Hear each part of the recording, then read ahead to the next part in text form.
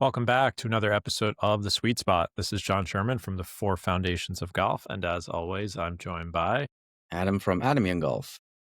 So today we are joined by the host of the Mental Golf Show. I'm sure many of you are familiar with him. We've got Josh Nichols with us. Josh, welcome to The Sweet Spot, buddy. Yes, sir. Man, it's good to be with you guys. I've talked with both of you kind of recently, but to see you both in the same quote unquote room, it's really cool. It's really cool.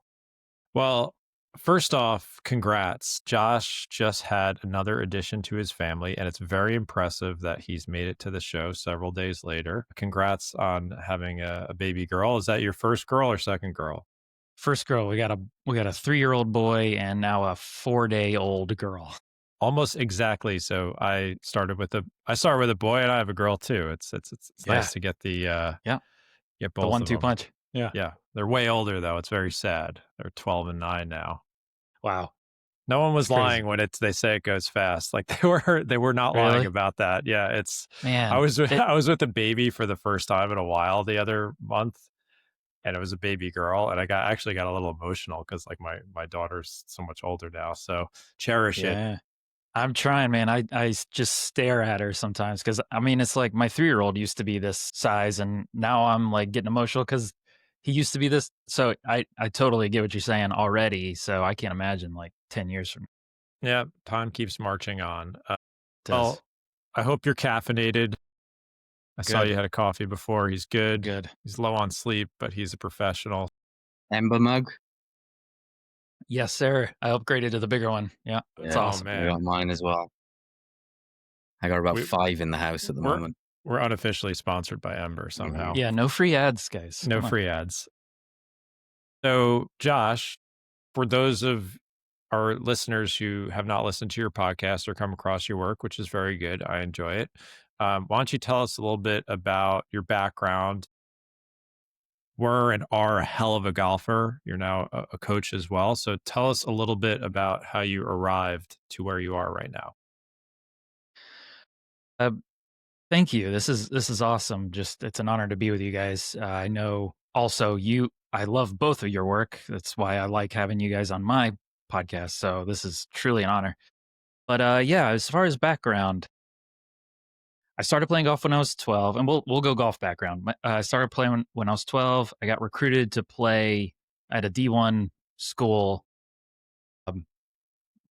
for college. And then when I graduated, I had a plan to turn pro and did not turn pro out of college. I wasn't good enough.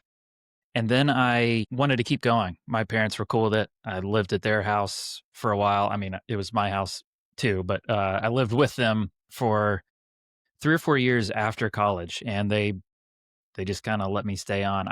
I worked and paid for my own things, but they were super supportive.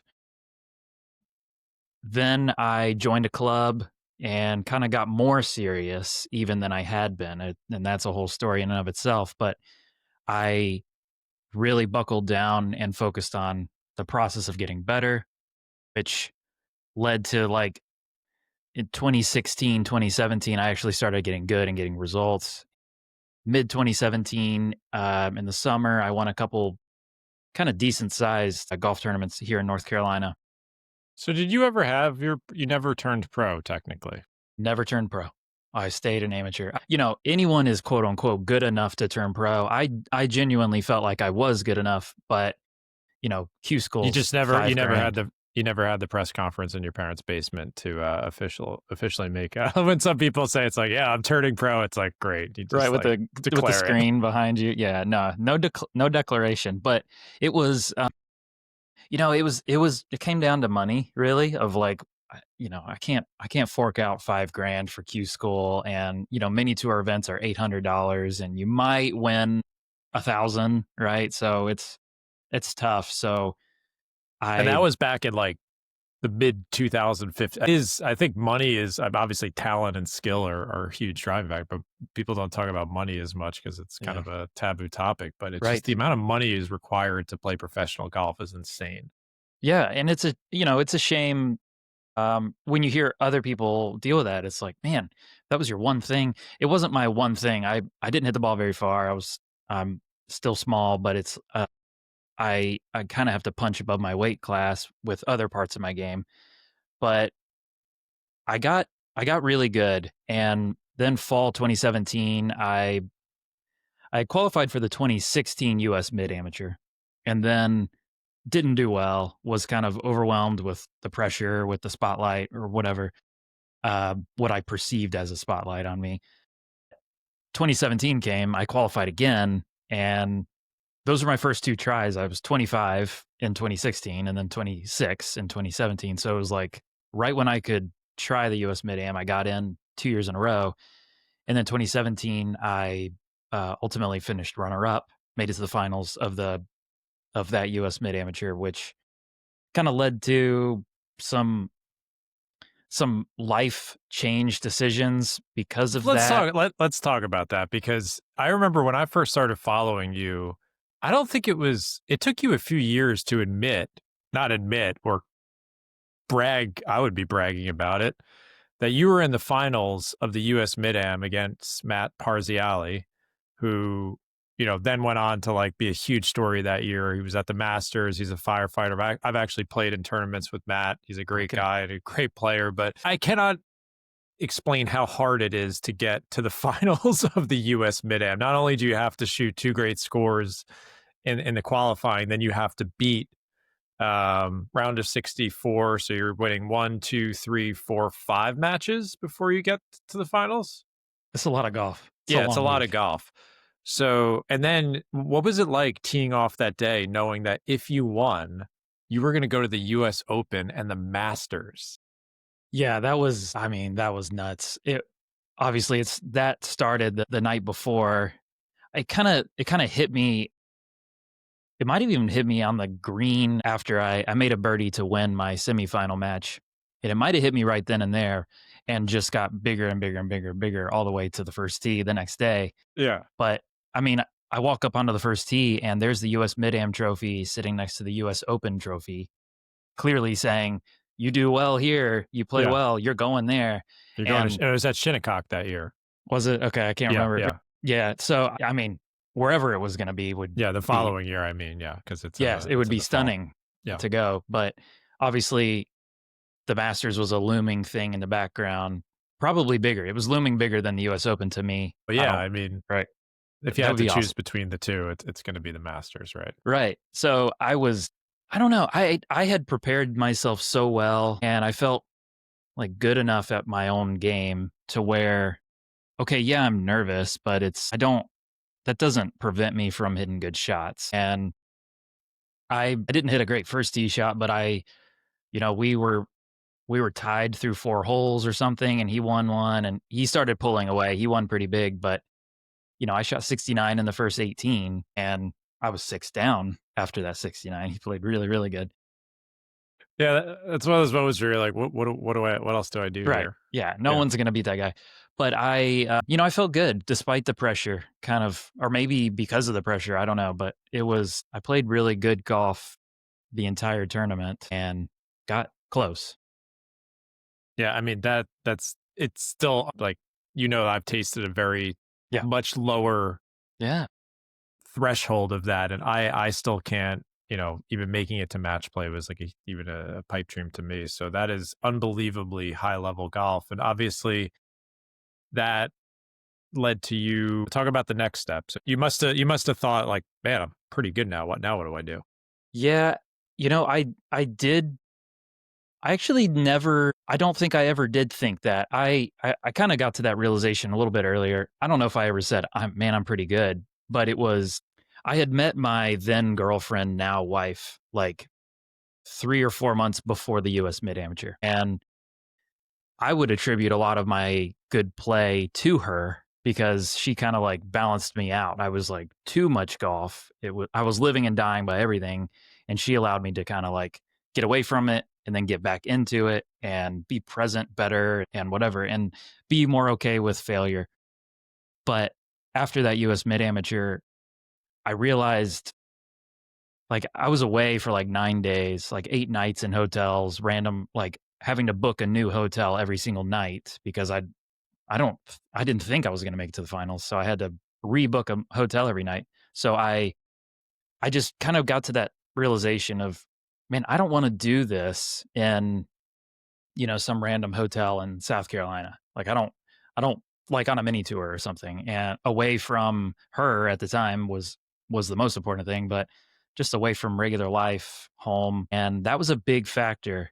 So from there I kind of put the clubs to the side. Like I almost won the US Mid Amateur and I didn't like touch a club for another couple months after that. Wow. And I turned down invites to like Coleman and Gasparilla and Yeah, you stuff. must have gotten invites everywhere. I The did, and If you play great mid-am golf, the world is your oyster. yeah, yeah, and it just kind of self perpetuates. Yeah, you can play a And full schedule all around the country and have these amazing experiences at great clubs. yeah, It's a wild life if you can live it. it is.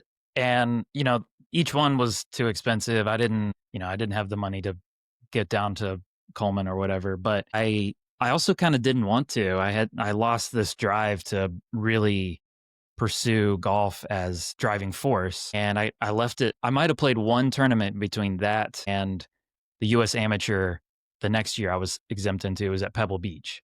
So I that was kind of like first tournament back was go play Pebble Beach in the US Am. So I was not ready for that. I was just awestruck by the golf course, didn't play good. So it was like those 8 months or so was just me hanging out with her. And I've got some regrets there, of course, looking back, but that was my next step was I kind of don't want to pursue playing golf as my thing, but ultimately I had to find a job and or find an income and this sort of stuff came about, mental coaching, podcast related stuff. So that's how I got into that was, okay, I'm not going to play golf as much anymore, but I still know a lot about golf and could help other people. So, what was the first step from transitioning to someone who could play at an incredibly high level? I'm sure weren't you like the number one mid-am golfer or like ranked top I think five in the I country, I something like think I top was top 10? I was 2 or 3 at one Yeah. point. I mean, that's again, I cannot stress how hard that is to do to people. Like, no matter what section you play in the United States or elsewhere in the world, that is very, very high level golf. And it's interesting that, you kind of at that point realized like this isn't for me. So you kind of reached the top ish of the mountain and you're like, okay, now I want to help other people. Yeah, I mean it had been a selfish pursuit for 14 or so years up to that point where I was like golf is what I do, it's who I am, it's all I care about. And then I like you said I get to the kind of pinnacle. I'm not playing pro golf, so the pinnacle of amateur slash mid am golf is this. Yeah. Yeah. And I had I won, maybe things would be different because I would have like, okay, I need to keep practicing. I'm gonna be playing in fairly large tournaments next year. But I I was like, okay, I tasted it and maybe it's not as great as I thought. It doesn't kind of fill that void to use Scotty Scheffler's sort of words. And I realized, okay, what would? And it's, you know, other people in your life, relationships, giving back, being more selfless. Those were good things. I mean, there was selfish desires within those things, but yeah, golf, I was able to let golf go and at the time feel really, really good about it because I wasn't down and out about my golf game. I was at the top of my personal golf game and decided from there. So I that feels good to me at least. That's an interesting fork in the road. So you're a mental coach now. You work with players of all levels, competitive players. You work with normal golfers too, right? Everyday golfers. You've got an awesome podcast. So we have a we have a few topics we can get into: preparing for rounds, nerves, pre-shot routines, all that stuff. Why don't we start with how you help other players prepare for rounds? And that could be like tournaments. And some people, we've got listeners of the show who get very nervous for the next round with their buddies on the weekend because we all have these like fantasies of what's going to happen and we get a bit nervous about it. So what are some of the things that you like to cover when helping another golfer get ready for their next round?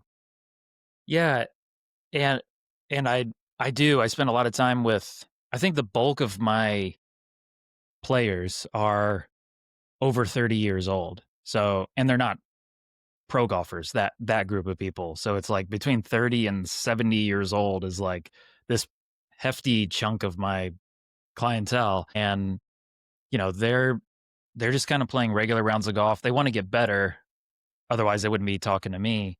But they're not, some of them are mid-ams and playing high-level tournaments, but most of them are just, I just want to play better golf.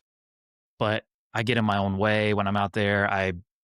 Extreme examples are like yips and snap hooks and like really big misses, but a lot of it is the more subtle things of fearing other people's opinions, embarrassment, fear of failure, those kind of things. So the way the kind of pre-round prep goes with them is, okay, what's the thing you struggle with the most? What's the thing that holds you back from playing the most? Let's just talk about that thing. And from my own experience and from what I've learned from people like you guys, I help them. I try to help them through, okay, let's kind of dissect the thing that you're struggling with and then give you kind of a tool or two to use in action to be able to kind of cope with it. Or if we're thinking more long term, like, okay, your first round back is going to be more experimental, right? You might not play better, but we're going to be focusing on your mental game. We're going to be prioritizing improvement. So you might struggle for a little while because you're maybe in your head more, but over time you get better because you're addressing it little by little. So there's short term, like if I'm talking to somebody, I've got a US mid-am qualifier next week. Well, we're not going to introduce massive concepts. We'll say, okay, you're super nervous. Why? I'm worried about not qualifying. It's the one day a year that it all comes down to this. Okay, let's work on some acceptance or something, and some breathing, or because you're going to be nervous on the first tee and coming down the stretch. If you're feeling it and you're close, you're 2 under with 3 to play. How can we deal with that? So there's like short term little quick fixes like that, but then there's longer term stuff too. I feel like you could agree or disagree with this, but Mount Rushmore of golfers' fears are embarrassment. What are other people thinking of me? And somehow related to a score/result. And it's just like, it all kind of feeds from there. It's like, you look forward to your rounds. You're worried about, the opening tee shot or making a fool out of yourself. And like, we're so consumed with our own expectations and worrying about what other people are thinking about this. And I try to be honest with it as much as I help others with it. Like, I struggle with this stuff too still. Yeah. Sometimes more than ever. Right. And you guys are more public now, with every passing day, there's more people paying attention to how you play. So, we have a kind of a different spin on fearing other people's opinions, but just the regular guy who doesn't have a following, he would struggle, she would struggle, and just with the people around them, like the college golfers with their golf team, I need to live up to their expectations. Most people, it comes down to they're kind of self-driven. I don't want to let myself down. I want to play up to my own potential. I work so hard. I put all this time and effort into the game, listening to podcasts like this, of like truly trying to get better. And so I don't want all that to be for nothing. So yeah, right. That's of course result oriented, right? Yeah. Because you're tying your process. It's only a good process if it ends in a good result. And that's an unhealthy relationship with why a process is so valuable. You're thinking probably too short term, and you're going to add extra pressure to the actual round of golf, and you're going to add fear and guidiness and perfectionism and all this on the day of, right? If you're not hitting it good on the range that morning, you're going to go into fix mode. You're going to start to panic. This is my one chance and I'm blowing it. So if you can separate those, I like that Mount Rushmore though, of kind of other people's opinions, embarrassment. Those are kind of pretty similar maybe. Yeah. And then score related. Yeah, that's where those are kind of the Mount Rushmore of golf fear, right? I don't know whether you'd agree with this. I've always thought of the psychology part as you have these surface level things such as, the nerves, the shaking, even the wrong things coming up in your head, the wrong verbiage, self-talk. Those are the surface level things. And you can you can put things in place to suppress those, like box breathing or other tools, but they'll always resurface if the deeper levels are not addressed. And, I see almost one level deeper than that being things like the confidence in my own ability. So, for example, I could have a bad day driving the ball and just shake it off because I know, well, that's an anomaly. That's not going to happen again. Or, like you said, with you arrive to the range and things aren't going well, I have full confidence in my ability to repair those things. That doesn't mean I'm perfect mentally. I'm absolutely not. I certainly feel like nerves can affect my ability to implement the right fix. But, you have these surface level things that you can kind of mask. Then you have next level things such as confidence in your own ability. And then ultimately the deepest level would be these, I don't know what you call it, core beliefs, I suppose, life philosophy that takes a hell of a long time to change. But, like you said, the idea that how you play is not actually who you are as a person. Right. And then they can be separated. I wrote a blog post years ago about the analogy of having a tiger next to you. And the tiger is tame. But if you go in there and you don't know that, you might imagine a zoo or something, and the zookeeper can come up to you and say, "Oh, it's fine. It won't eat you. It's tame. It's never eaten anybody." Well, you're still going to have the nerves, the shaking. You're still going to have these things pop into your head, and you can do box breathing to kind of suppress that. But until you have the belief, and that's what the zookeeper has. The zookeeper has the belief through, repetition, through seeing evidence that, oh, this tiger's not going to eat me. I don't have to be nervous around it. And so, yeah, I almost see these 3 levels of golf. There was a 4th somewhere that I thought of, but it's all kind of arising as we talk now. But Yeah, and the rambling. deeper yeah, no, that's good. I mean, you're nailing it. Most people deal with that kind of surface level stuff. I just don't wanna feel nervous. I don't wanna feel uncomfortable. I don't want to like, random thoughts popping in my head. You know, even, like, yips, like, I don't want the yips. That would be surface level. But the deeper you go, the less about golf it is, right? But yeah, You it's always incredible, like, when you just keep scraping down, it ends up in, like, Yeah, your identity and, like, belief right, about yourself. right, or your relationship with your parents when you were Yeah. 6 years old, Yeah, right? exactly. Or It always as a gets back baby, to yeah. right? The What you're doing right now, Josh, will dictate your daughter's golf life if she chooses to play, so It's a be lot of careful. pressure. It's day 4, but I don't wanna place too much pressure on you. I mean, like, we joke about that, but that truly is how Yeah, it yeah. works, Listen, right? I try and parent the best I can, and I'm just like, I understand that. I even say it to my kids, like, I know I'm doing and saying things to you right now that you'll possibly hate me for one day. I'm just doing my best here. Right. You'll thank me, of course. That's the tried and true phrase, but you're you know, that's kind of what the whole industry of therapy is for, is addressing all these deeper things so that the surface ones kind of don't even come up. Or when they do, they are shorter or quicker. And like you said, the confidence one, you can't have that true confidence unless there's like a deep bedrock of identity, right? Like I don't need I don't need golf to be good in order for me to be happy as a person. So golf could be bad and I'll be okay. That's true confidence because anything can happen and I'll be okay. That's I mean, that's the surest form of confidence that I could think of. Well, which is kind of counterintuitive because most people would say, like, oh, I'm such a mentally strong, like, fearless person and nothing will shake me. And it's almost the acceptance that, yeah, I'm probably going to blow it at some point and yak it up at the last 5 holes and choke at some point, but that's okay. I'll get past that. Like, rather than just being like, oh, I can't do that. I will never do that again. That's weakness. Yeah, because when you say that the weakness one, that would be you're setting yourself up for not being able to handle what is going to happen in golf, right?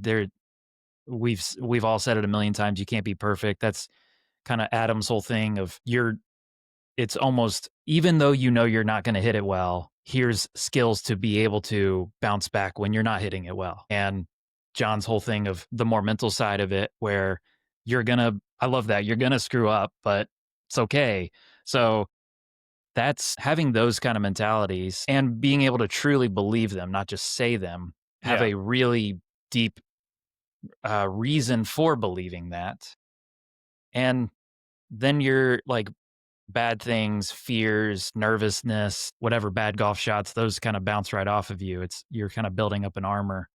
So, and those come back to, okay, if I were to, this is maybe a good question that everybody could ask themselves is like, if golf were to be completely removed from my life, what would be left? And those are your reasons for why you can handle failure in golf, right? If because no matter how bad this goes, you still have all these things, right? The whole your your wife and your dog will still love you even after you play bad. So if you can truly remember that and have that perspective, then golf can be great or terrible, and either way you're fine, which frees you up to play because now you're not going to play scared of that bad golf. You're going to be free to just play your game as it is. Yep. And what when you're talking with like on course, so you talked about being in the finals playing against, Matt, a great player. He made man, he made the cut at the US Open the following year. That was the one where Phil was like hitting the ball over the putting green. Brutally difficult Shinnecock test. And so you're up against a great player and you said you weren't even that, you kind of you played, it's funny how you get in those moments and you're just like you were obviously ready for it. You weren't that nervous, but some golfers, their nerves overcome them. Do you feel like that's lack of experience sometimes, or is it more like they're stepping onto the course with probably the wrong like bedrock? We're talking about those 2 or 3 layers deep where something deeper is making people so nervous that they can't like overcome like anxiety and stuff like that. I'm sure you deal with a ton of golfers who get nervous because everyone gets nervous. We care. Right. Yeah. So there's kind of surface level reasons why that could happen, and there's bedrock reasons why that could happen. But the usually the more surfacey level ones are like, I've never been here before. So if I were to be in this exact place next year, I would be more okay. That happened with me with the 2016 US Mid Am. I showed up and was kind of out of my league. And then the very next year, I showed up and felt like I belonged. And so just having experience, like I've done this before, now I've done this. Now I had never been in the finals of a US Mid Am before, but I have experienced all these kind of small components. Like I've experienced nerves. I've experienced a pre-round warm up where I'm with my name on a USGA sign. I've experienced people watching me. I've experienced high stakes for a win. So I can kind of piece those together and say, okay, I haven't literally been in this situation before, but I've like done all these things in some form. So you can kind of surface level yourself into some confidence there. But then at a deeper root, if it's like truly a term in psychology would be like maladaptive nerves or anxiety, then you probably need to address something deeper of like, why is it so bad to you to play bad? Or like, Yeah. why do you need Yeah. this so much? Yeah, because I listen, I weave in and out of I think what's interesting about nerves, whether it's competitive or non-competitive golf, is that I feel like they can ebb and flow too. Like, so there's been moments where I've experienced a lot competitively and haven't felt nervous at all. And then maybe earlier this year, I started the season a little more nervous than usual teeing off at tournaments. I'm like, man, I've got some first tee jitters. I haven't really felt that in a couple of years. So it kind of ebbs and flows over time. And I try my best to reflect on that. And a lot of it comes down to my identity in golf, which is what it is. And I fight that battle a lot. But I think that's what's interesting about nerves is like you never fully like conquer them. Like I don't, if a golfer tells you that, oh, I'm just dial tone all the time, never feel anything, then I'm like, well, that's not good either, right? So they're there for a reason, but I guess the most important thing is I love the term functional. It's like when they're so overwhelming that you are stepping up to a Saturday round, just like, oh my God, I'm like dreading this. I'm so nervous. Then that is, then that's Yeah. gone overboard a little bit, maybe. Right. And there's a reason you are that nervous or that anxious for a reason. So, and this is what I was talking about of sometimes it's let's just introduce some surface level, like you said, Adam, of box breathing or something like you're playing tomorrow. We're not going to start digging into your Yeah, deepest yeah. anxieties, right? Because then you're going to be thinking about that the whole time. But on a longer term scale, if you can start to address, okay, what am I scared of? Just answer that question. Okay, whatever that is, basically ask yourself why Yeah, like all a the way kid. down, right? Until Totally. you get, yeah, really deep. Yeah, I once read a book that it was more on happiness, but it was, asking you what do you need to be happy, and then you come up with this idea, and then you say, well, why do you need that to be happy, and then you keep going down until you get to the most fundamental form. I know for someone like me, it's something like security. Whatever it comes down to, just security. So if you can then cultivate that in your own life, you don't need this top level. I'm going off a little bit, but yeah, Yeah, the idea of asking why, I've gone into that with the whole nervousness thing as well. right. For me, I think maybe a side note, but it's been huge in terms of interpretation and the compounding effects of interpretation. So for example, when I'm nervous, I used to, when I was, say, 20, I used to think this is wrong. I shouldn't feel nervous. And I also used to have the belief that if I feel nervous, I cannot play well. And that I need to feel no nerves in order to play optimal. Now, and it's taken years to get there, but it's about noticing and attaching the right things for me, is that, okay, when I feel nervous now, it's like, okay, yeah, this is normal.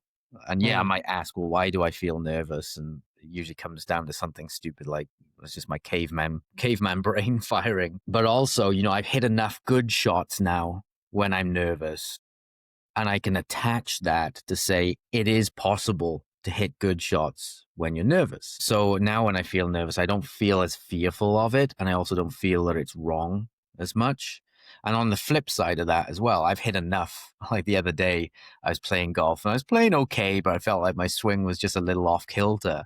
And on the last tee, I thought, well, we've played well so far, so I'm just gonna swing with the most rhythmical swing, the freest swing I can give it. And I hit my worst shot of my day. And it was a beautiful rhythmical swing. It felt amazing. It felt balanced. I felt confident up to the shot, and I must have snap hooked it like 60 yards left. So on that end of the scale, I can then attach to, well, this feeling of being free and confident doesn't always give the absolute best results either. So those things have helped me when my nerves are fluctuating, to say, well, all this is okay and you can still play through it.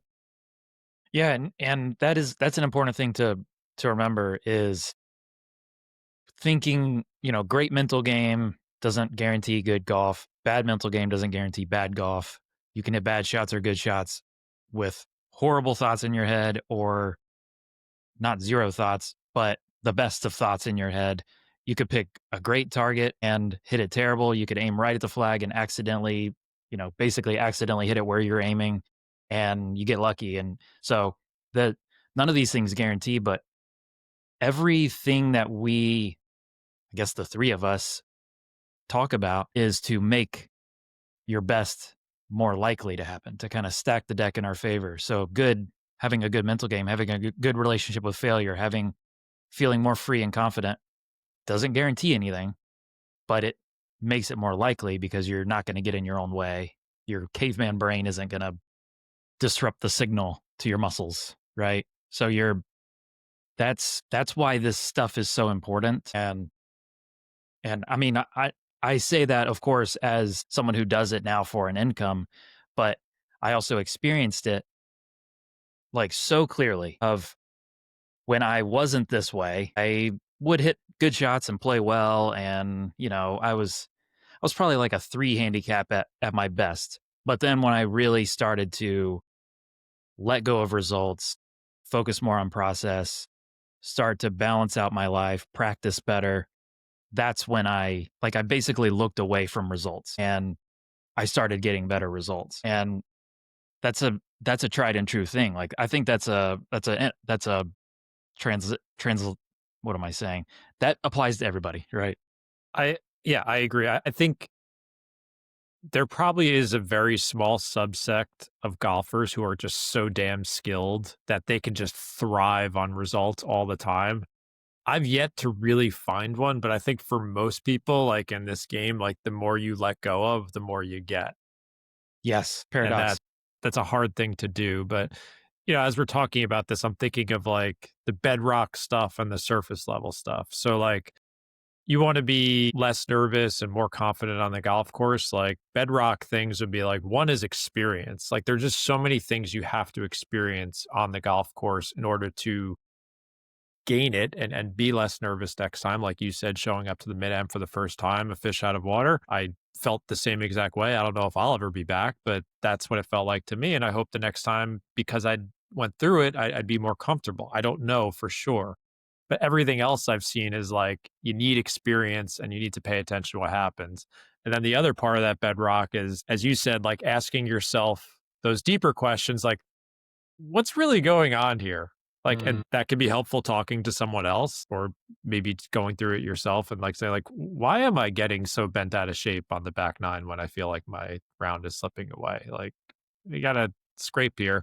And then the surface level stuff, we could talk about pre-shot routine and breathing. Yeah, I'm an advocate of all of that. I use it myself, but that's not going to fix the underlying like bedrock stuff. Like it will peek its head out. Yeah, the more surface level it is, the more golfers eat it up, right? It's Yeah, of really course. Yeah, yeah, it's it's easy more quick to fixy.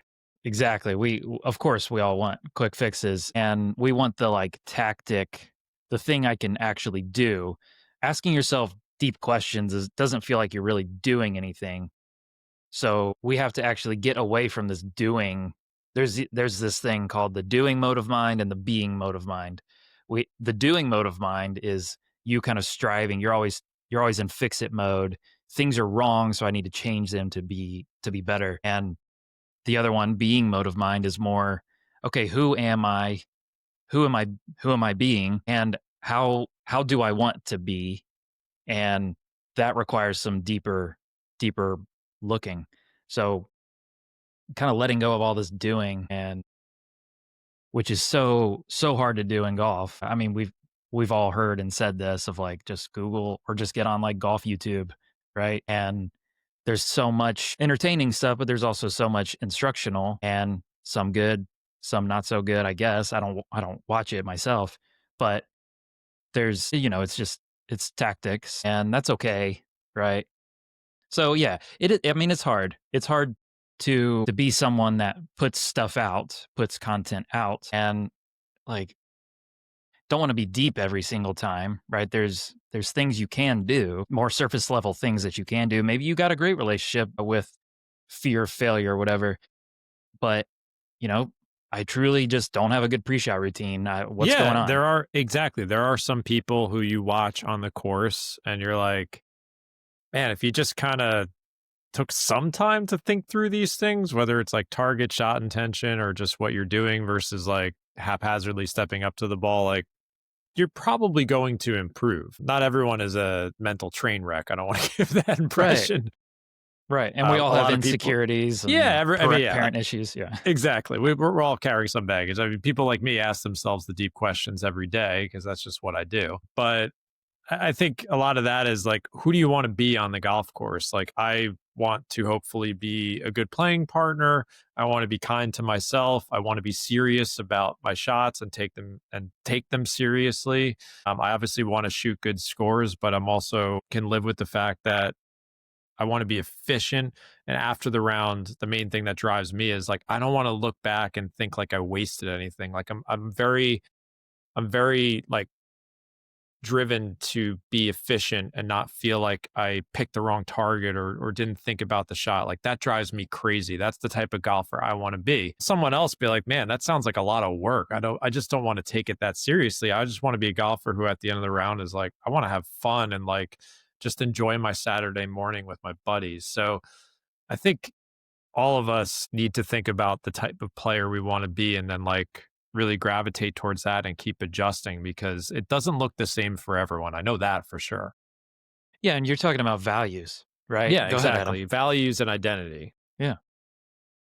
On the back of what John was saying, one of the things that I probably only read it once every 3 years, but I need to maybe not daily because then you become numb to it, but that story of the guy who's just talking about how he can't see anymore, can't walk anymore. He's maybe in his 90s, and he would just give anything just to play that one round of golf again. He's talking about how, almost he was a head case when he was younger, getting angry at himself for hitting bad shots, and ultimately it doesn't matter for the ability to play golf. That's the thing that drives me. And what stops me getting there is I'm hyper competitive. As much as I don't play competition because I'm competitive. Because if you put me in a competitive sense, even when we're out with the boys and we're playing for $5-10 a hole, my brain just goes in, I have to win. I will not be happy unless I win. And so I don't like that part of myself. So I want to play for more fun. So it's actually nice to have found a girlfriend now that I can play golf with. And we just go out there. She doesn't even keep score a lot of the time. So it's so much more refreshing for me to play that. But yeah, in terms of your identity, who do you want to be? I know Jon is much more pushing himself to be competitive. Maybe. I don't know if you'd agree with that, Jon. I'm trying No, to push I'm myself to trying. be less in a way. I'm trying to do both as best I can. I don't know if I get that right all the time, but I still like to. I mean, Josh, do you still compete a lot, or have you just like kind of hung it up? I haven't hung it up. I've actually got a US mid amateur qualifier in like 5 days. I got the green light to go. Timing with the new kid and everything. That's great. Yeah. That, and in fact, that was actually our daughter's due date, was that qualifier. She was Great. born early enough to give us the dust has settled, or it will have Leeway. settled, hopefully. Yeah. But The second time's easier, right? It's so not far, not as jolting as the first time. yeah, so far. But yes, I still compete, and I still desperately want to feel those juices again. I desperately want to get back to the mid am. I want all this stuff. And you know, But is kind of it more to maybe, like feel that, like for me, it's I want to feel that feeling because it's fun and exciting, like versus like sometimes you just don't get it, right? yeah. Like you Yeah, might not yeah. play well. Right. No, that's exactly why I do it. And what I've found, to kind of Adam and now John's thing of, that feeling makes me a better person away from golf, because it kind of fills me up a little bit. It kind of Yeah, fills the tank and I get more energy from it. And I can see a situation where it actually makes me worse as a person because I'm like miserable and this didn't go well and it has to go well. Otherwise, I'm miserable and I make everyone else miserable. So it would deplete the tank. So, of course, those are two things and their values, right? I value competitiveness. Other people might value fun, or we probably all value fun. It's just what is our definition of fun, and exactly. Right. that's Like mine. what level are you willing to ratchet it to? Can we give a quick shout out to Will Cannot, who Yeah, just medaled our buddy Will, who was a guest on this show. I Free knew Willy. he was my caddy at the US Mid Am, and I remember he was like 23, which is a joke to me. I could be his father. It's scary. And I'm like, and I told him, I'm like, man, the second you turn 25, you're gonna do damage here. And Will got his shot, and he shot 4 under and medaled at our local qualifier, which I forgot to sign up for. I was on vacation. I missed it by 48 hours, and it was sold out. Competitive golf's gotten out of control. Like you cannot. Side note, like you have to sign up for these things either locally or nationally within like hours now. It's like a concert ticket. So shout out to Will, who's going to go to Scottsdale, and I'm not placing pressure on him, but he's got obligations. He's in his PhD program, but if anyone has a chance of making some noise there, he's it. So Yeah, and big ups. that's a really good example of, he's dangerous because golf isn't everything to him. Yeah, yeah, He has other things in life that are much more important than golf. So he can arrive to the US Mid Am or the qualifier, the actual Mid Am, and say, I mean, this is just kind of all, gravy. cherries on top. Right. Yep, It's all gravy because this could go terrible and I'll be the same person. Like, I want it yep, to go well. That would be yeah, awesome. It would feel great, but I'm okay if it doesn't. yeah. I think I probably overused the term two things can be true at once, but I feel like it's a really appropriate one with golf. It's like I can want to play great golf. I can want to go out and shoot my personal best all the time and beat my friends and win tournaments. I could want all of that, but at the same time, I could also be okay when it doesn't happen too and not turn into a psychopath. Like Yeah. those two It's things can about, be true. It's hard. it's Right. And just like you can be a golfer and a husband, boyfriend, dad, like you can be those things, right? Our lives are like a pie chart, and golf is one of the pieces of that pie. Hopefully, it's proportionately sized, right? Because if it's, and it was for me, it was like the massive part of my pie chart was Yeah. golf, and the Yeah, because little bit of part, you were young and you had, like, almost right? unlimited time to devote yourself to it, and you had high Right. aspirations. Yeah. And I was Will's age. So I know that experience directly. How do you manage it when these things are often competing? So, your Yeah. desire to do well may be the thing that's causing you to increase your nerves. So, I was speaking to a client yesterday that, he said the more he's practicing and the more effort he's putting into his game to improve, it's just putting more pressure on him and making the swings a little wilder. He's putting lots of work in so his lower end is better. But then when he gets in competition, if things are not going his way, that compounds the opposite direction. What are your thoughts on that? This is out. And in fact, I was going to ask you guys something to this effect where when is paying attention to all these things too much and you're overthinking it and we're overcomplicating it. And like I think John and Adam, you guys both do a really good job of not overcomplicating it. I do a great job of overcomplicating it because I I love the deep psychology stuff, so I have to like temper myself. But the that is, I mean, that's a great point. The more you focus on these things, it seems like the right thing to do. Like, I need more knowledge. I need to work harder. I need to spend more time. I need to spend more money. More is better. It might not be, because now, if you are doing those things to kind of fill a void or make yourself feel secure, to use your word, Adam, and I need results in order to feel good about myself, then these things are going to be more detrimental than helpful ultimately, right? You'll get better at swinging a 7-iron, but getting the ball into the hole will be harder because when it matters, when there's pressure, because now you're having to justify all this stuff, and having a better relationship with, why am I doing all this stuff? Because I like it. I value working hard. I value all this knowledge.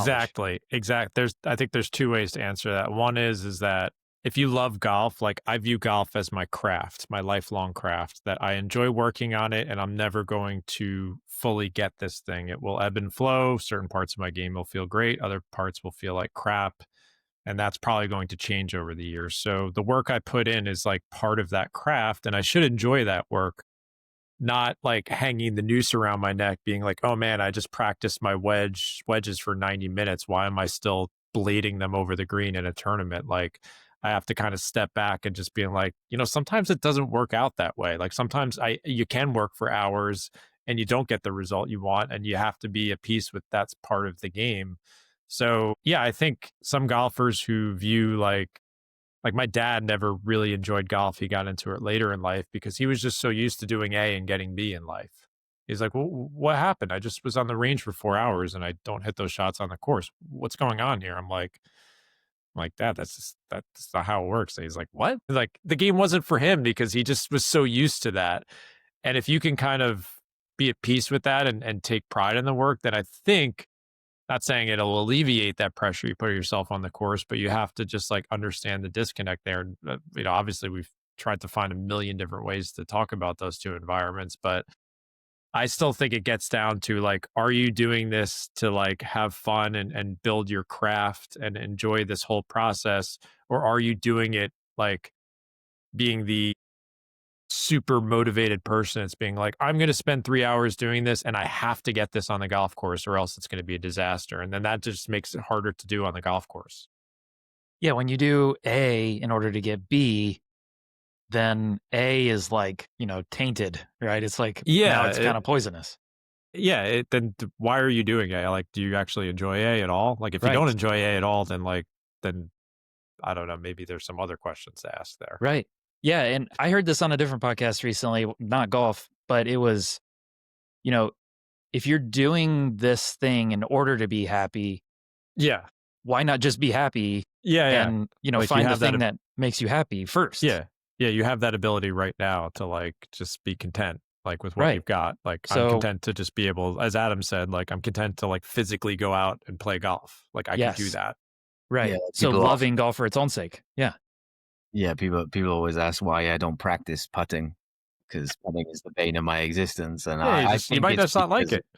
yeah, I don't enjoy practicing it, but also because of that A does not equal B thing. I could put a lot of work in, and now when I go out, I'm going to be more frustrated if that work is not paying off.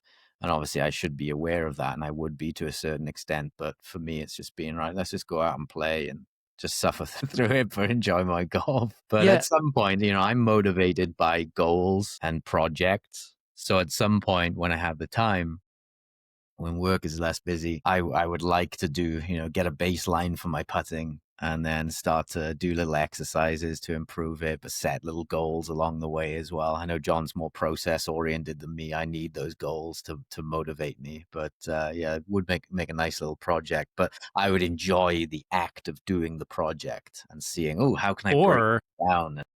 you could just switch putters. I saw Well, I I saw know that. I did. Sasha McKenzie just posted this like data from the stack showing that like when they saw people practicing with a new putter, their like strokes gain went up by like zero point 0.3 strokes. And I'm like, I just responded to him like, this is welcome news for the golfer with 8 putters in their garage. It's dangerous news, Yeah, Yeah, I dangerous actually did. news, expensive news. expensive news. Yes. I changed to a new putter recently. I told you I putted horribly for 23 years with a white hot or two ball. I just kept at it. I putted horribly, but I'm like, I'm not changing this thing. And then I've gone through a few putters, but I found one that at least I can't blame the putter anymore because it's been working quite well recently. So I know there's something. Well, It's not a that's definite. another great example of surface level. And what's the iceberg look beneath the water Right. like? The best putters on tour. I know a guy who's a really good putter on tour, and he's had the same putter for like 10 years. In the middle of the face looks like someone took a hammer to it. And then you look at some other putters on tour who haven't been that great, and they've got 80 putters in their garage. So, obviously sometimes there's a need for a change and fitting and all that stuff, but eventually, like you will run into the deeper issues, whether that's mechanical, mental, green reading, other types of stuff. And Yeah. that So, kind of replays its way out throughout the game. right. And I'm curious. I get this a lot of, golfers feeling like I'm doing all this stuff. I'm working systematically. I'm following a good process, but I'm not getting better. Hmm. And like your dad, John, but A should lead to B eventually. Yeah. So, Yeah, you do I, wanna see results eventually. I wanna right, get that clear, right? right. Yes. So for those golfers, which is so many of the conversations I have is just frustration with lack of improvement. Yeah. I want to ask you guys, how do you guys know that you're working on the right thing? Hmm. That's the multi-million dollar question. Well, it's interesting. I mean, there's very definites in golf, right? Like the impact laws. You get those down, the ball will fly how you want it to. What the crystal ball style stuff is, what's the best way to achieve that? For example, say you've got a slicer and you want to close the face with them. Well, we know how to close the face. We know you could take a stronger grip. You could apply more lead reflection at different points of the swing. You could add more supination at the bottom. We know the ways of achieving that, at least as instructors. It's just like, well, what's the best for this person? And then when you look on tour, there's lots of different ways of doing it. And I suppose the only way of knowing is testing. And then you can see the short term improvement. And then you would hope that, okay, well, that's going to have the biggest long term effect as well. Actually, this is one of the questions that I have for you is that lots of stuff. So you see lots of times a player will win on tour, for example, and then they'll go on, they say, yeah, I'm just working with this new psychologist and they told me to do this and I won this tournament. And then obviously all the amateurs go out and they try that thing. But then where's that player a month later, 2 months later, a year later? Why did that thing stop working? And lots of these things are placebo effect, or 100, yeah, maybe maybe they're not even the cause. In golf, we go through these waves of good golf, bad golf, good golf, bad golf. And sometimes we just do something when we're on that upward wave or the peak of the wave, had nothing to do with Change the the actual putter. thing. So Right. how do you know what is actually working and what is What are some of the things that you found to have the biggest long-term improvement for a player? More solid, more long-lasting, and foundational. Yeah, I mean, again, that's that the deeper you go, the less it is about golf, the more it is about you as a person. Those are the things that truly last longer. If a good player hears gets a quick tip, like I remember Rory talking about Rotella and something to the effect of like play like a kid, right? If you want to win the Masters, just go out there and play like a kid or putt like a kid or something. And that's a great example of a really surface level thing, just a quick tip. And had Rory won that Masters, it wasn't the one that he did win. It was a different one a few years It's like, ago. go out there and shoot yourself in the foot 8 times and then come back Yeah, from it. exactly. So that's a really good example of like, okay, he had a great tip, maybe, or he got a tip from a golf psychologist, didn't do well, and arguably the worst mental game round that we've seen in a long time, combined with the best mental game round we've ever seen in a long time. Yeah. He did great. So that's the deeper things is what helps players get better. And that, I look to Scotty as a shining example of this, where he seems to have all the bedrock things solid, like figured out. He's not questioning his identity. Am I a golfer or am I a spokesperson for the game or am I an ambassador or whatever? He's like, no, I have a family, I have my faith, and I also play golf. So like his pie, I don't know what those pieces are, but it's very simple. And he's got the identity thing, the deepest stuff about him as a person, pretty well figured out. Not perfect, but it allows for more freedom. It allows for more skill access, right? Skill acquisition is obviously important. And that's like, how do you practice? What are you working on? But then skill access is, do you let yourself access your skill? So the deeper the things, those are the things that actually stick. So a golfer can't just hear a quick tip and magically get better. It could be something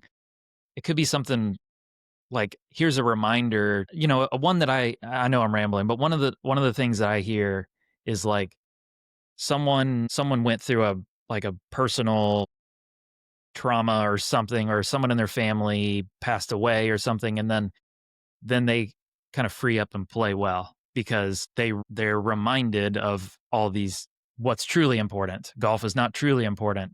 Golf could be terrible and life is still great. Being alive is still great. So that's a good example of a deep thing can happen quickly, right? A perspective shift can happen quickly. So it doesn't have to be band-aids to help someone quickly, but it will help you long term too. Yeah, And Scheffler. option C is sometimes doing nothing and letting time like work its course. So Sure. I'll give an example. Like one of my close friends who's a really good tournament player, played great last year. He was hurt and he kind of surprised himself in the beginning of this year, just wasn't playing as well as putters, just absolutely killing him, trying different putters, grips, and we talk about it a lot. And yeah, he had some like horrible moments at the beginning of the season on short putts. And then the last like month, he's just on an absolute tear. And it wasn't, the bottom line is like, I think this applies more to skilled, experienced players. Like sometimes things just need to run their course and then you kind of get back to the level that you're capable of. And I think, with better players, it's much harder because your instinct is to like rattle around in there and change something to get it back. And sometimes the option that's harder to do is like, I'm just going to let variance and time run its course.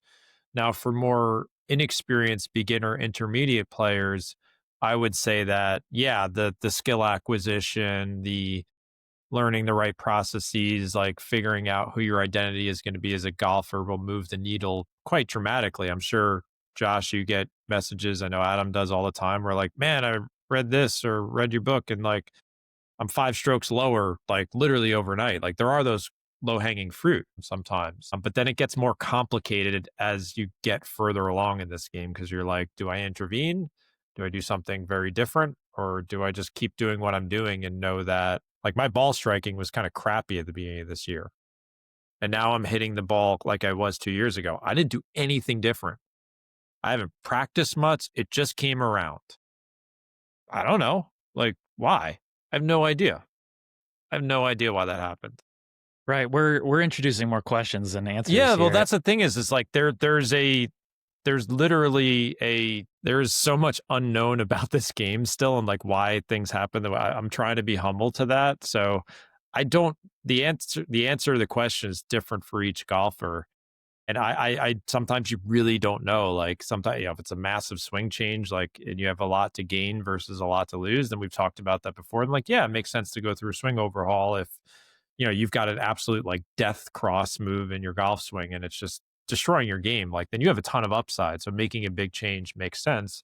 Whereas, as I said, as you get further along, those changes become more and more risky. And then you look at, well, do I just need to be patient here and stay the course? It's hard. I don't know the answer for everyone. I really don't.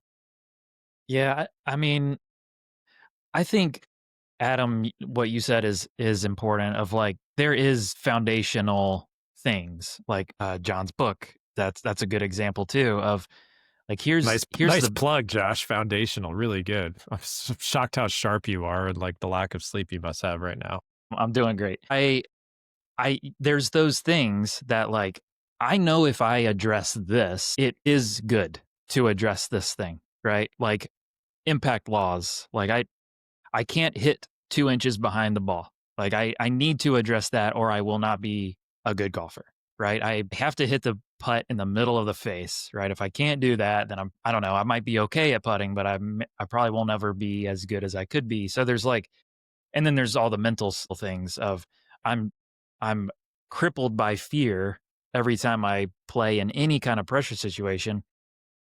You will not get worse by addressing that fear. And I think at the very top of the game, these are the same, right? I think it's no matter how good you are, no matter where you are on that development curve, right? Maybe your improvement has really flattened out because you're very, very, very good and margins of improvement are smaller and smaller and smaller. It's still good to work on your relationship with failure. It's still good to work on your impact, right? You still need to hit the ball in the center of the face.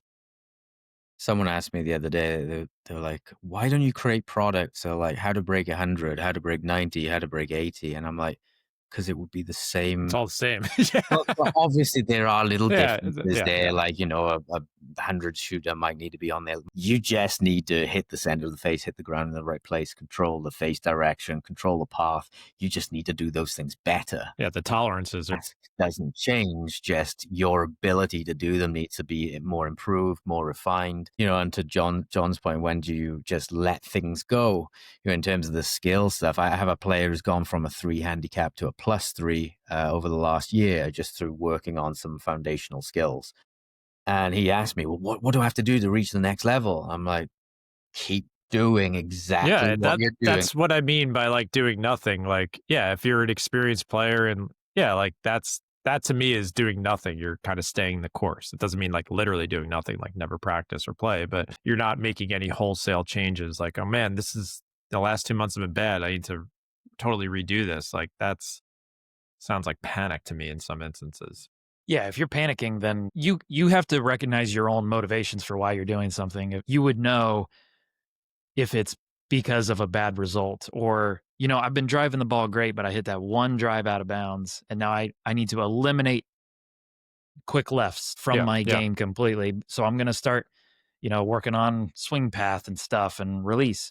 Well, that's your motivation for doing this thing is emotional. It's tied to you're over identifying, you're over blowing, you're catastrophizing this one thing. And you might So be you have chasing a ghost because exactly. if you realize like, well, that's actually quite normal. I Right, should be and that's doing good. that. How Yeah. how few drives you hit Yeah, left out of exactly, bounds like, how you is frame it. amazing. Yeah, Right. which leads me to the next topic I want to discuss with you. I know we have unlimited time here, but I've seen you post, like, you have a pretty, like, detailed post-round journaling that you do, and this kinda leads into what we just discussed is, like, how do you frame certain results on the golf course and evaluate yourself so that, like, we love talking about this too, is, like, what happens afterwards and how you interpret the feedback in your round. whether that's ball striking, strategic, or mental and process oriented. How you ingest and relive that information is almost just as important as what you're doing on the course. So walk us through like your journaling method. What do you do? Because the it looked pretty in depth what you're Yeah. writing down. I don't have I do it all up in my crazy brain. I don't write things down as much, but I saw you write it all down. I thought that was interesting. Yeah, so during my competitive, or I guess during every round, I carry like a pocket notebook where I'll jot down some stats. I use the app Shot Pattern. So there's certain things that Shot Pattern needs that I'm not going to remember if I'm trying to think back. Was I 128 or was I 138? Was that a pitching wedge or, was it a 30 footer or 25 footer? I won't remember that. So I got to write it down in the moment.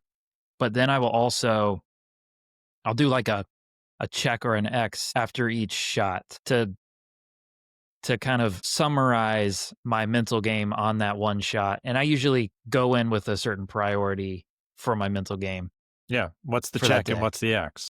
Right. So the check would be I remained committed, or I was that's been my one recently is commitment to target, or like I know what I'm doing and I like what I'm doing. So I let myself do it instead of second guessing it. And another one could be like that I've used is like remaining patient in my golf swing. So that's more golf swing oriented. But if I felt like I remained patient, I didn't rush it or something, then I'll give myself a check. And these are surfacey things, but they're revealing of deeper things. So I'll look at this at the end of the round and see, okay, I was committed on 75% of my shots. That 25%, I don't go to the level of which ones were they. Maybe I should, but I would say, okay, what's keeping me to go from 75% to 100%? And is that some doubt in my game? Is it just lack of reps? Whatever it is. So So does the that's my check post round. change on certain days? Like, let's say maybe something you're working on swing related the last month, and you're like, that's the check today. And then there's maybe some other mental stuff that's a different. So does your check change, like in terms of what you're holding yourself accountable to? Absolutely. Yeah. Sometimes it's almost always mental. It's usually play freely or something, Well, or and you're a highly skilled physical golfer, obviously. I'm sure you still hit the ball quite good. Like you don't lose that type of physical skill that got you to a US Mid-Am final. So, you're kind of just giving yourself the best chance, as you said, like by so what does a good day look like for you when you're journaling? Is it because some people when they do this stuff, obviously the goal's all checks, right?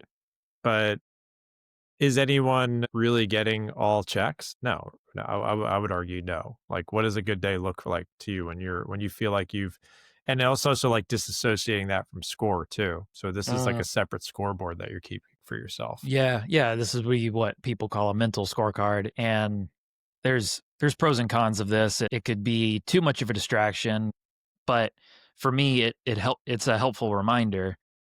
And a good day for me, if we're just making it numerical, if I'm over 85% on whatever given thing that is that day, that that means okay, I did it pretty well. But there's also this, how hard do you grade yourself? How is the thing that you're grading an unrealistic expectation? That's the interesting part is like, are you setting like have to have the right checks is what I'm getting at, like with certain people, like, cause they could look different for a lot of guys. Some golfers go out there being like, I don't expect to be nervous or I expect to be fully 100% committed. It's like, well, then you said there's pros and cons to this. I think it's a great exercise. I'm not criticizing it. I'm just giving some parameters for people.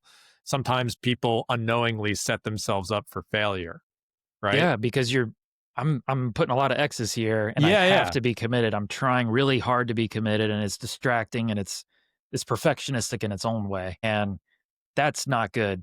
So it's a fine line to toe. And this is something I wrestle with all the time because it's adding to my round of things I need to think about. And so I wonder, is this overcomplicating things? Do I just need to play and, you know, just go in and say, I'm just going to try to be committed as often as possible. I'm not going to grade myself on it. I'm just going Mhm. to try to be committed. I do that too. I'm not like every round needs this mental Yeah. game scorecard. You're I don't not think I Matt's Fitzpatrick. right. And But he's a perfect example of like he obviously loves that and thrives on it. The guy's got right. Excel sheets of like every shot he hit for his whole life. Right. Yeah, so it keeps him grounded. It keeps him Yeah, locked in that's and his focused. identity. He likes that. Right. I am more of a general thinker. I just think about sore thumbs that stick out. Like the other day I played a qualifier and I kind of got a little lazy on the back nine. It was really hot out and I was like I think I was 2 over, 3 over. I needed to be like 1 or 2 under. So I'm like, I got a little lazy with the target and short sided myself. And I'm like, there were a couple things that stuck out like a sore thumb. I'm like, that wasn't your best moment. And, the rest of it I could live with. So and some players need to obviously have more experience in that situation. Whereas I think other golfers would need to design something like, are you picking a target, right? Like some golfers Yeah. don't even like think about like going and that sets them off on the path of like, oh, I'm going to actually think about this for 20 seconds before I hit my shot versus just stepping up to hitting it. So I do like all this stuff. I just think people need to set the right check marks and they need to be simple, as you said, because sometimes you can go overboard. There are pros and cons to this. For sure. I mean, I I battle this all the time of how complex should you make things? What standard should you hold yourself to? If it's and you can kind of do a self assessment. Was this helpful or was this hurtful? Was Yeah, it yeah, exactly. Is it helping right? you? Is it making you feel better and feel productive? Like I want it to feel like as I said earlier, the standard I hold myself to is that I love being efficient. And if I could say to myself at the end of the round, like, I don't really think there was anything different you could have done to squeak out a lower score or whatever else, then I'm okay with that. If now the answer was no, then I'm like, all right, let's file that away for next time. Or if there's ball striking stuff, like, Adam would discuss more like, did you see a pattern of a closed face or toe strikes or you got to keep, maybe I thinned a few today. There's that as well. Yeah. Yeah. So making your making your post round additive, not hurtful. So a Yes. really simple post round kind of strictly post round would be something I used to do all the time was I call it the 3-and-1 journal. Is something my coach, he might have called it that, I don't know, but it's, what 3 things did you do well today? What's one thing you could improve? And specifically, how are you going to improve that thing? So if you go through that simple little exercise, you're going to grow this pile of all this good stuff you've done, and Hmm. you're going to draw one simple thing out from the round that you could do better, instead of like, my driving sucked, Yeah, I yeah, hit my yeah. irons terrible, my putting was terrible, I chipped all right. So we obviously are negatively biased, so we have to bring out these positive things and find one simple thing to improve. So that's a maybe a good one. I love that because that's to me the best thing in the post round analysis is that you're trying to give yourself more credit for shots that you hit versus your initial assessment of that. Like, oh, I hit that 9 iron to 25 feet, and I was kind of like, whatever. But listen, it was a solid shot, good intention on the green, 2 putt par. Like, let's give ourselves a pat on the back there. And sometimes you think about your putting and you're like, man, I putted like crap today. But then if you actually sat down and thought about it, you're like, and you understand maybe some good benchmark stats, you're like, it actually wasn't that bad. So Right. that's, sometimes, listen, there's so many apps out there now, like with strokes gained and all this stuff. Like people have a million different directions they can go in. So as you said, like it has to be additive, not like this horrible chore that's like dragging you down. But it can Yeah. be great. It should be great if you're doing it. Yeah. That's right. I think it's helpful as helpful as you want to make it. Yeah, good point. Because I see like more and more of these products. Like I don't spend like a ton of time on Instagram, but it knows I like golf, obviously. So like I get these ads for all these like journals and things, and I'm like, yeah, for some people this could be great, and other people it's like this isn't going to do anything for you if you're just kind of going through the motions. So it really is player specific, but I think at the minimum everyone should spend maybe 5 minutes like kind of going through things, ten Yeah. minutes. Yeah. Find one thing, one good thing, one thing you could work on. Right. That's as little as possible. I've never found journaling to be too important for me, or it's hard to look at that data in words and make it into actionable data for me, at least. So the way that I've settled on is I've kind of come up with a list of categories of what I would consider the most common mental faults. Fear, for example. I don't consider fear a fault unless you really feel it influenced the outcome, and that you have to be so introspective to know that, right? If you hit Yeah. one way left because there's water on the right, sometimes it just may have happened, but other times you can definitely say, yeah, I felt like I tried to not hit it left on that one. Okay, let's Right. put a little tick down for that. So yeah, I go through my round. I can do it post round because I can remember all the shots, but sometimes I get players to do it in round and we go through, okay, well, you hit a poor shot there. What was the reason? The first thing we obviously do is, was it ground contact, face direction? Sometimes we can eliminate those and we say, no, actually, I struck it pretty well, but I had 80 yards and I was frightened to going over the back and I kind of didn't commit to it. Okay, lack of commitment. Hmm. Or, oh, I hit a okay shot, but I just picked the wrong club. I was getting greedy. I was trying to bust an 8 iron there when I knew it was a 7. Okay, club selection. That will come down as a mental fault. It is quite negatively focused, though. It is very fault focused. That's All just right. the way my brain works. But perhaps, listening to you, I could put some more positive stuff in there, or even if it's Yeah. just looking at and saying, "Oh, well, then there aren't many faults in this column this week." That's a positive. Yeah. And when I was afraid of going long, did I commit and do a good job? Right? That would be the reverse. What when there was adversity, how did you handle it? I handled it well. So that deserves applause for yourself. Yeah, and I think also just in terms of our at the most basic level, the enjoyment and just the act of playing golf, just taking a moment to just kind of relive that and soak it in, being like, yeah, good day, hung out with my friends, sun was out, went for a walk, maybe I hit a few crap shots, hit a few good ones, whatever. It can be that basic too, where you're just like, oh yeah, that was fine. Maybe I didn't shoot the score I wanted, but still a good day. And that to me is like the way you kind of file it away in the filing cabinet of your brain. So if you just drove away and you're like, that was absolute dog shit. Apologize for the cursing. Well, I'm gonna have to edit now. Yeah, I know I don't curse much ever. YouTube asks us if it's made for kids. If it is, Yeah. they'll edit it out.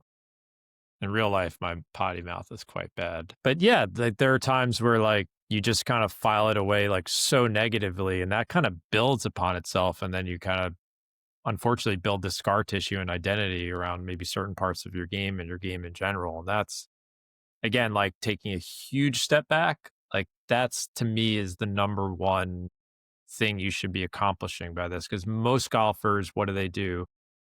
They relive the negatives, file that away, and then just kind of move on. And it just kind of builds up all this, clunkiness in your brain that's not either truthful. Maybe you were not giving yourself enough credit for where you are as a golfer and the types of shots you should be hitting. Or you're not even taking a moment to being like, yeah, that was a good day. I played golf with my friends, or I met a new friend. I've been making some new friends lately. That's a good day for me. Yeah. So there's old baggage that Yeah. you need to process and work through, and then there's future baggage that you need to handle as it comes along. So that's if we're talking about what do I do with players, that's it, right? How do we eliminate your past baggage? How do we handle future Yeah, stuff? and I think that's like if you want what is the benefit of coaching and working with someone like Josh or the work I've done with people is like sometimes it's just good to discuss this with someone else who can kind of be a neutral party and be a sounding board and be there for you to just kind of unload this stuff and it could genuinely change the trajectory of like how golf is in your life, whether that's the scores you're shooting or the satisfaction and enjoyment you get out of it. Like sometimes we legitimately need help and it's not enough to do it on our own because the internal conversation sometimes just isn't good enough, right? Like if you heard the internal conversations I have with myself sometimes it'd be like, man, like get this guy out of his own head. So I struggle with it too. Yeah, that's right. So we can go on forever, but we're kind of at the end of the line here. So we didn't discuss probably some of the topics I want to get to. So we'll do round two at some point. But Josh, you have a ton of resources for golfers. So give us your library of places. I know you've been creating a lot of content, your podcast, your website, social media. You have a whole pre-shot routine course that you have and coaching. So where can everyone find all this great stuff? Yeah, so my number one thing that I focus on is the podcast, The Mental Golf Show. So right after you're done with the sweet spot, queue up The Mental Golf Show. And my website, joshnicholsgolf.com. You could kind of find everything there. Things I sell, content I put out, social links and all that stuff. So Mental Golf Show and joshnicholsgolf.com. Nichols All with one L. right. Yeah. Nichols. That's right. We'll That's put a right. link. We'll put a link in the description. Cool. Thanks for coming on. I'm glad we got to do this. I know a lot of you're in the Chasing Scratch universe. So there's a lot of crossover between all of our shows. So I know a ton of people who listen to our show know you. And hopefully we've introduced you to some golfers who've never heard of you. So congrats on baby number 2. And man, I also have to congratulate you. I don't think I could have done a podcast 3 or 4 days after second part. You're quite sharp That's today. impressive. So I kudos gotta to hand coffee it if to you had. I mean, I can see my wife on our deck right now holding an banging infant. on the window, holding your daughter up, be like, it's your turn. That's coming soon. So It's your turn. the timer is running down. It's amazing. I mean, again, as I said earlier, my daughter's 9, and I would, if I had a time machine to go back to what you're doing right now, I would take it in a second. So congrats, Yeah. soak it in. Thank you. The miracle of life. Yeah, thank you. Well, this has been a real pleasure, guys. I love talking to you guys, whether it's on mine or you. You guys are at the leading edge of like, here's where you go to actually learn how to get better. So it's super cool to get to talk to you guys. Thank you. We try. No, it was a blast talking with you. Adam, where can everyone find your stuff? When's this going out, John? Probably in a couple of weeks. So let's say the end-ish of August. Okay, Let's see. perfect. So yeah, from August to September, I'm going to do a special video in the strike plan. We're going to be going in depth into arc depth. So a very popular topic. So yeah, get in the strike plan, adamyounggolf.com for September. John, where can people find you? I'm going to be pumping out some YouTube videos. So check out John Sherman Golf on YouTube. And thanks everyone for listening. And we'll see you next time with the new episode.